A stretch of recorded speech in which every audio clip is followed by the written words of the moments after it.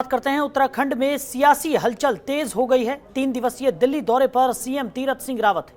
तो सीएम तीरथ सिंह रावत के बाद 2 और मंत्रियों को बुलाया गया है और वरिष्ठ नेता सतपाल महाराज और धन सिंह रावत दिल्ली तलब किए गए हैं। तो फीडबैक के आधार पर नेता दिल्ली तलब किए गए। उत्तराखंड में सियासी हलचल देखने को मिल रही है। तीरथ सिंह रावत के बाद 2 मंत्रियों को भी दिल्ली बुलाया गया है। भारतीय जनता पार्टी के वरिष्ठ नेता सतपाल महाराज और धन सिंह रावत को भी दिल्ली बुलाया गया है। जमीनी स्तर पर मिल रहे फीडबैक के आधार पर नेता दिल्ली तलब किए गए हैं। सीएम अपने आवास पर है। बड़ी खबर आपको बता रहे हैं, वरिष्ठ नेता सतपाल महाराज और धन सिंह रावत को भी दिल्ली बुलाया गया है। फीडबैक के आधार पर नेता दिल्ली तलब किए गए हैं। उत्तराखंड में सियासी हलचल तेज होती हुई नजर आ रही है।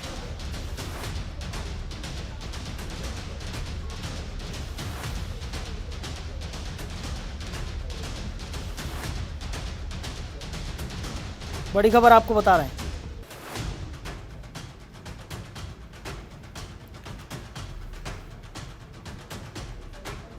तो फीडबैक के आधार पर नेताओं को दिल्ली तलब किया गया है। उत्तराखंड में सियासी हलचल तेज होती हुई नजर आ रही है। 3 दिवसीय दिल्ली दौरे पर सीएम तीरथ सिंह रावत हैं। उधर सीएम तीरथ सिंह रावत के बाद 2 और मंत्रियों को दिल्ली बुलाया गया है। बड़ी खबर आपको बता रहे हैं, वरिष्ठ नेता सतपाल महाराज और धन सिंह रावत दिल्ली तलब किए गए हैं। फीडबैक के आधार पर नेताओं को दिल्ली तलब किया गया है। खबर पर ज्यादा जानकारी के साथ हमारी सहयोगी ममता चतुर्वेदी हमारे साथ जुड़ गई हैं। ममता, क्या कुछ निकलकर सामने आ रहा है? जिस तरीके से सियासी हलचल तेज होती हुई उत्तराखंड में नजर आ रही है, दूसरी तरफ मंत्रियों को दिल्ली तलब किया जा रहा है।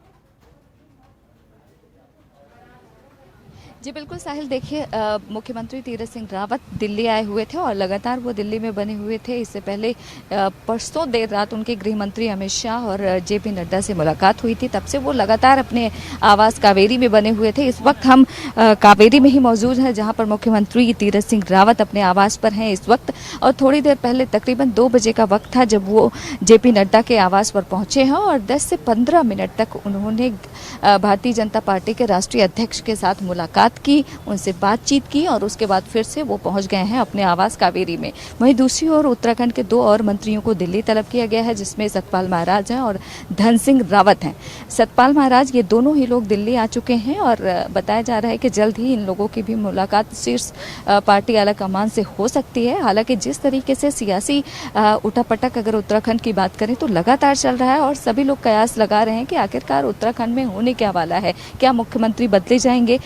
क्योंकि अगर बात करें चुनाव की तो मुख्यमंत्री होने के साथ ही कम से कम 6 महीने में चुनाव होना चाहिए, इलेक्टेड पर्सन होना चाहिए। जबकि जानकारी के मुताबिक चुनाव आयोग 1 साल का वक्त बचा है, ऐसे में चुनाव नहीं हो सकता। और दूसरी ओर सवाल ये बनता है कि आखिरकार जब चुनाव नहीं हो सकता तो तीरथ सिंह रावत चुनाव कहाँ से लड़ेंगे। ये तमाम वो परेशानियां हैं जो लगातार बनी हुई हैं। यही नहीं, आने वाले समय में उत्तराखंड में विधानसभा चुनाव है और सूत्रों की माने तो जो बीजेपी कार्यकर्ता है या फिर बीजेपी के जो नेतृत्व है वो नहीं चाहता है कि आने वाले समय में विधानसभा चुनाव जो है वो तीरथ सिंह रावत के अगुवाई में लड़ा जाए।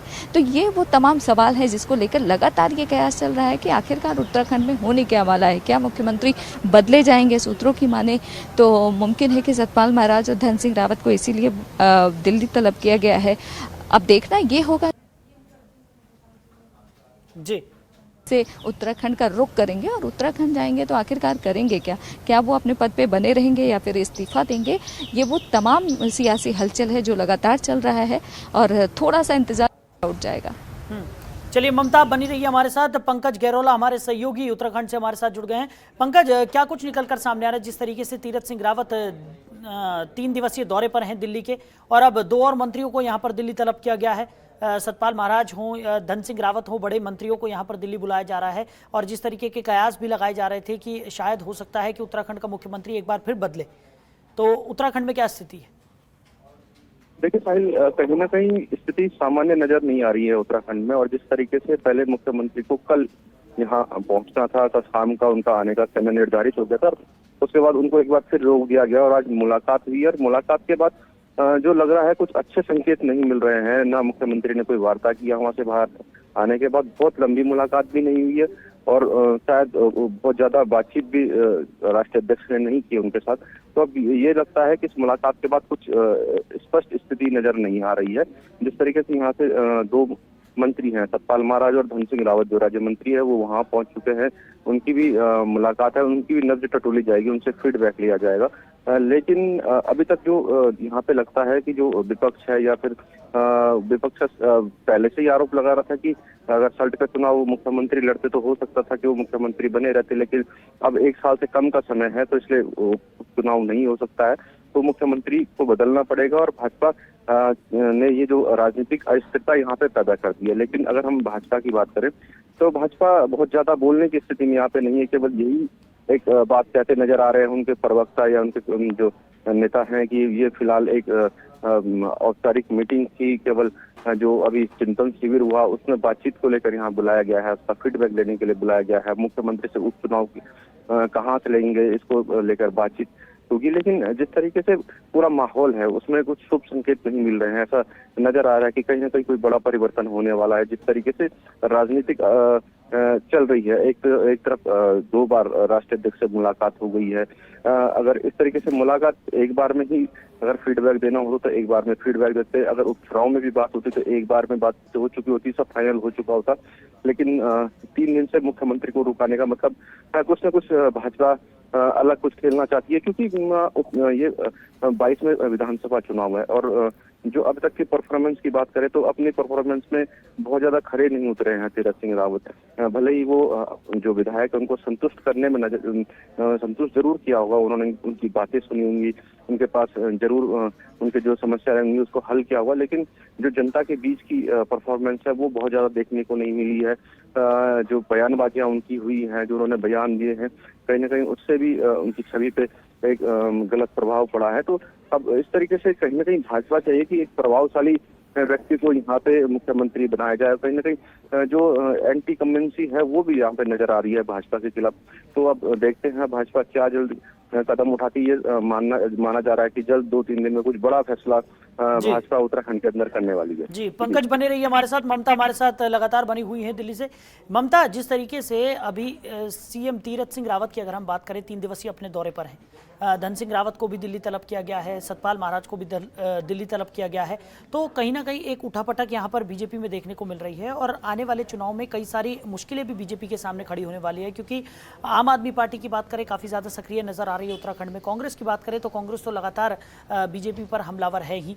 तो अपनी पार्टी के अंदर की मुश्किलों से ही बीजेपी अभी नहीं निपट पा रही, तो आने वाली जो मुश्किलें हैं, जो थर्ड फ्रंट की बात निकल कर सामने आ रही है कि आम आदमी पार्टी भी एक बड़ा फ्रंट यहाँ पर बनकर इस बार उभरा है, तो इन तमाम मुश्किलों से कैसे पार कर पाएगी बीजेपी?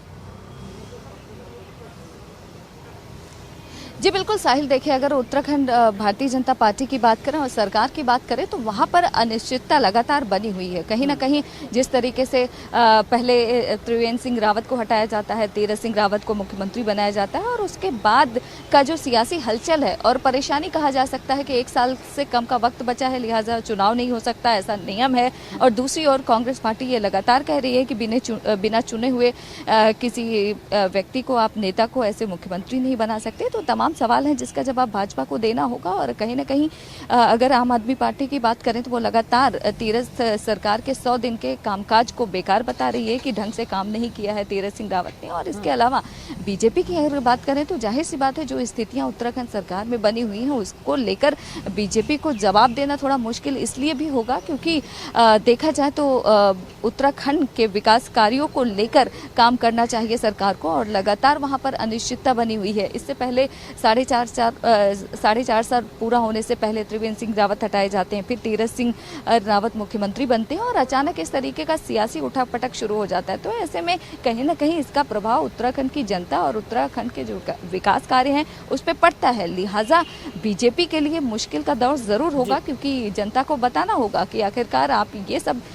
जब विकास के काम करना चाहिए, ज्यादा वक्त नहीं बचा है, 1 साल से कम वक्त है जब विधानसभा चुनाव होना है, ऐसे में लगातार राजनीतिक अस्थिरता उत्तराखंड में बनी हुई है। कोई भी सरकार, तीरथ सिंह रावत मुख्यमंत्री हैं और ऐसे में जिस तरीके से सियासी उठापटक है, जाहिर सी बात है ऐसे में कोई भी मुख्यमंत्री सही तरीके से काम नहीं कर पाएगा। तो ऐसे में विपक्षी जो लगातार आरोप लगा रहे हैं कि उत्तराखंड में सियासी अस्थिरता बनी हुई है, उसमें कोई शंका नहीं है। कहीं ना कहीं सियासी अस्थिरता तो बनी हुई है, लोग परेशान हैं और कहाँ विकास के कार्य करने चाहिए और कहाँ भारतीय जनता पार्टी ये तय नहीं कर पा रही है कि आखिरकार वहाँ पर मुख्यमंत्री कौन होगा और जिसको बनाए हैं उसका भविष्य क्या होगा। फिलहाल अगर तीरथ सिंह रावत की बात करें, वो जेपी नड्डा से मुलाकात कर चुके हैं और जानकारी के मुताबिक जल्द ही वो दिल्ली से देहरादून के लिए कूच कर सकते हैं, जा सकते हैं और उसके बाद सियासी समीकरण आखिरकार उत्तराखंड बीजेपी का क्या होगा वो देखना होगा। क्या मुख्यमंत्री बदले जाएंगे या फिर सतपाल महाराज और धन सिंह रावत को दिल्ली बुलाया गया है, उनसे फीडबैक लिया जाएगा। क्योंकि जानकारी ऐसी भी थी कि गंगोत्री से चुनाव लड़ सकते हैं, लेकिन जब चुनाव हो ही नहीं सकता तो गंगोत्री से चुनाव कैसे लड़ेंगे तीरथ सिंह रावत। तो ये तमाम सवाल हैं जिसके जवाब उत्तराखंड की जनता भी जानना चाहेगी और बीजेपी को देना होगा, क्योंकि आने वाले समय में विधानसभा चुनाव है। ऐसे में सियासी अस्थिरता का खामियाजा कहीं ना कहीं बीजेपी को भी भुगतना पड़ेगा। जी चलिए ममता, हमारे साथ जुड़ने के लिए आपका बहुत शुक्रिया। पंकज हमारे सहयोगी उत्तराखंड से हमारे साथ जुड़े हुए थे। पंकज, आपका भी बहुत शुक्रिया। तो लगातार देखने को मिल रहा है कि बीजेपी में जो सियासी उठापटक है वो यहाँ पर बरकरार है। दिल्ली 2 बड़े नेताओं को तलब किया गया है, सतपाल महाराज और साथ ही साथ धन सिंह रावत को भी दिल्ली बुलाया गया है। अब इस पूरे प्रकरण में क्या कुछ निकल कर आगे सामने आता है, ये देखने वाली बात होगी। बढ़ते आगे, उत्तराखंड में मुख्यमंत्री तीरथ सिंह रावत के दिल्ली तलब किए जाने पर कई कयास भी लगाए जा रहे हैं। वहीं विपक्ष कह रहा है कि उत्तराखंड में एक बार फिर मुख्यमंत्री बदले जा रहे हैं, जिस पर विपक्ष को जवाब देते हुए बीजेपी प्रवक्ता विपिन कैंथोला ने कहा कि विपक्ष अपनी नाकामियों और अपनी गुटबाजी को छुपाने के लिए इस तरह का प्रचार कर रहा है। बीजेपी प्रवक्ता विपिन कैंथोला ने कहा कि मुख्यमंत्री की केंद्रीय नेतृत्व से सामान्य मुलाकात थी। राष्ट्रीय अध्यक्ष जेपी नड्डा रामनगर चिंतन शिविर में नहीं आ सके, इसलिए सीएम इस शिविर का फीडबैक देने के लिए उनसे मिले।